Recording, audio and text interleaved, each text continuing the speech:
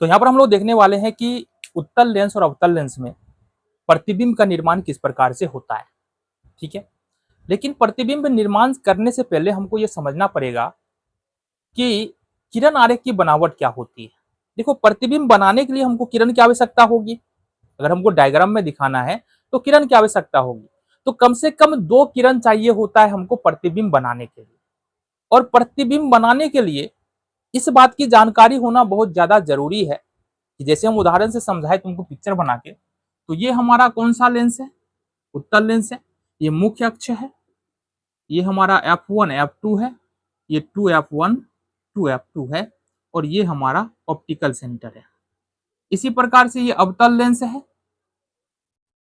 ठीक है, ये एक्स एक्स डैश मुख्य अक्ष है, ये F1 F2 है, 2F1 है, ये हमारा F2 और ये हमारा 2F2 है, ये हमारा ऑप्टिकल सेंटर है। अब प्रतिबिंब बनाने के लिए हमको इस बात की जानकारी चाहिए कि अगर सपोज मुख्य अक्ष के समांतर प्रकाश की किरणें आ रही है तो ये कहां से गुजरने वाली है। हालांकि जब हम गुजारते हैं तो वहां पता चलता है, लेकिन इस बात की जानकारी हमको यहाँ पर होनी चाहिए।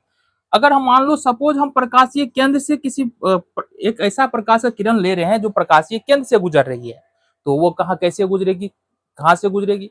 सपोज हम किसी प्रकाश की किरण को फोकस से गुजार रहे हैं, तो वो कहां से गुजरने वाली अपवर्तन के बाद, इस बात की जानकारी होना अवतल लेंस और उत्तल लेंस में बेहद ही जरूरी है। इसके बाद हम प्रतिबिंब बनाना सीखेंगे। आ जाओ जी, यहां पर देखते हैं हम।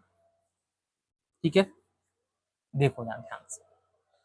तो पहला है हमारा, जब प्रकाश की किरण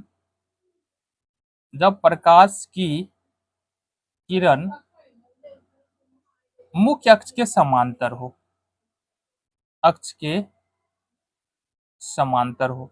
ध्यान से देखना इस बात को। ये है हमारा उत्तल लेंस। कौन सा लेंस है ये? उत्तल लेंस है। ठीक है, ये हमारा उत्तल लेंस है। ये उत्तल लेंस का मुख्य अक्ष हो गया। ठीक है, ये उत्तल लेंस का हमारा मुख्य अक्ष हो गया। ये प्रकाशीय केंद्र हो गया, एक्स एक्स डैश मुख्य अक्ष है। ये हमारा F1 है, ये हमारा F2 है, ये 2F1 है, और ये हमारा 2F2 है। हमने कहा जब प्रकाश की किरण मुख्य अक्ष के समांतर हो तो उत्तल लेंस में प्रकाश की किरणें कहां से गुजरेगी।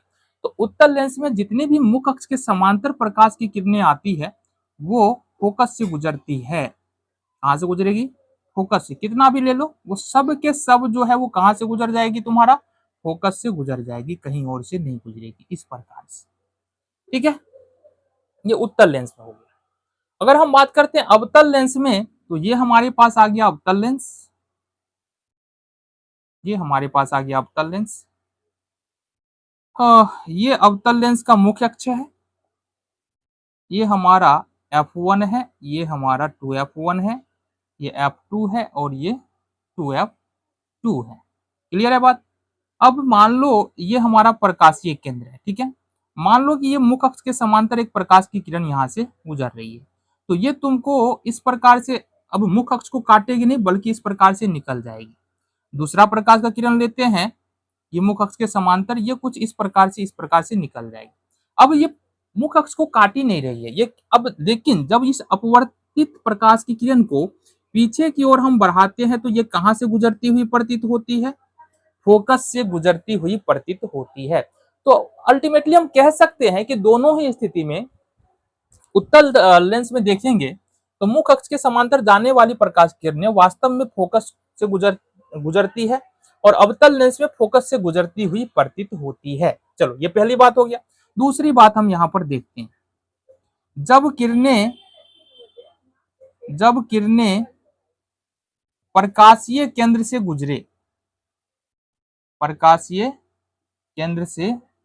गुजरे, देखो जरा ध्यान से। ये हमारे पास सपोज उत्तल लेंस है। सपोज क्या, ये उत्तल लेंस है ही, ये हमारे पास उत्तल लेंस है। ये उत्तल लेंस का मुख्य अक्ष है। ठीक है, क्या ये उत्तल लेंस का मुख्य अक्ष है? ये हो गया हमारा 2F1, ये F1, ये हो गया हमारा F2, और ये हो गया हमारा 2F2। ये हो गया हमारा।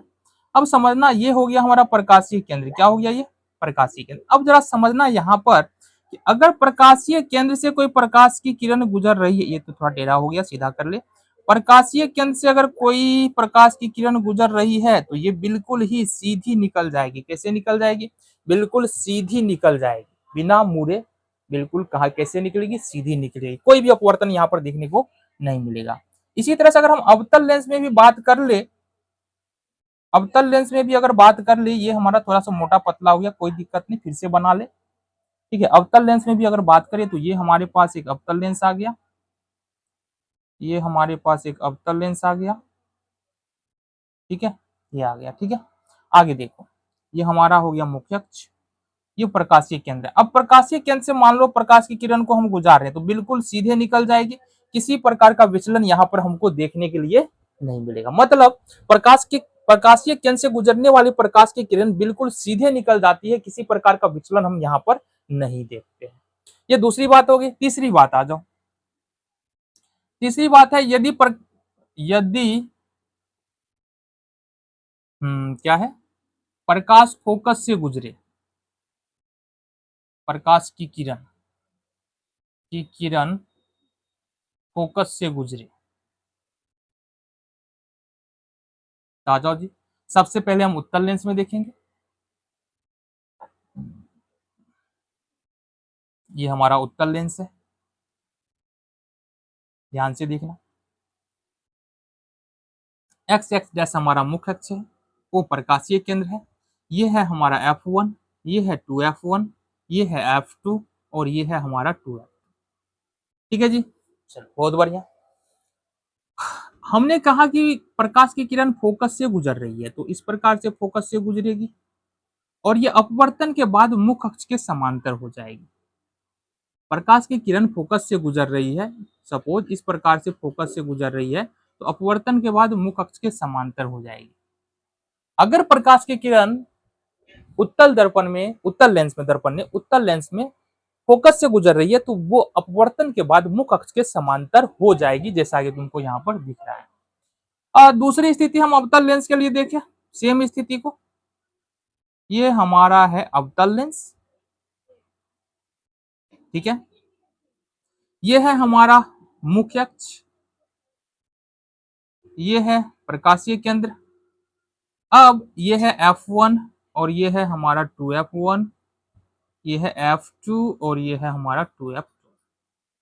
अब यहां से समझना ध्यान से बाबू, ये गया हमारा प्रकाश की किरण फोकस से, तो जाना तो चाहिए बिल्कुल सीधा, सीधा जाना चाहिए ना, लेकिन ये सीधा ना जाएगा। ये क्या हो जाएगा बाबू, जरा बताओ, ये क्या हो जाएगा?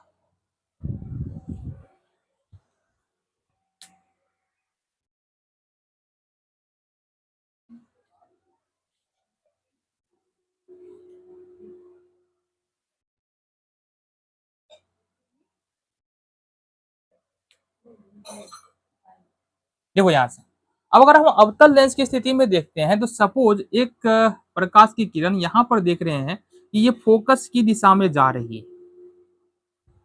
ये अगर इसको सीधा अगर इसको जाना होता तो कहां से गुजरता? ये फोकस से गुजरता, मतलब फोकस की तरफ जा रही है, तो ये मुख्य अक्ष के कैसा हो जाता है? समांतर यहाँ पर हो जा रही है।